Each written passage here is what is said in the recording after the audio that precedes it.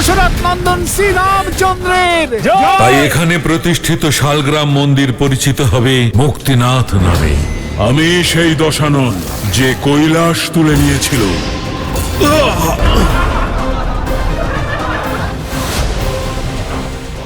এমন চমৎকার বিমান কার গুরুদেব? লঙ্কাধিপতি রাবণের।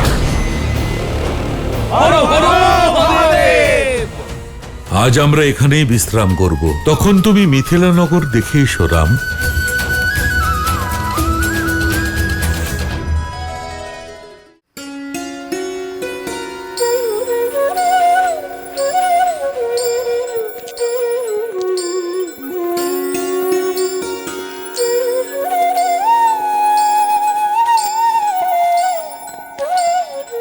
এখনো বুঝতে পারলাম না এনারা রাজকুমার নাকি মানুষের ছদ্মবেশে দেবতা। একটা উপায় আছে, আমরা ওদের আমাদের এই সকল বস্তু বিক্রি করে দিই।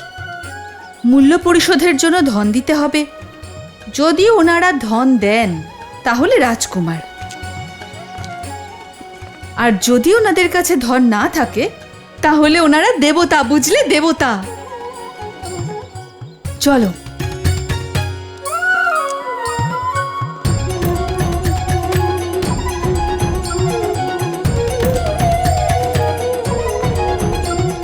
দাদা, সবাই এইভাবে আমাদের বড় বড় চোখ করে কেন দেখছেন?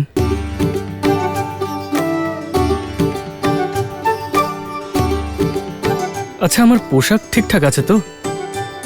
আমার মুখে কিছু লেগে নেই তো? দেখো তো একবার। একবার দেখাও লক্ষণ।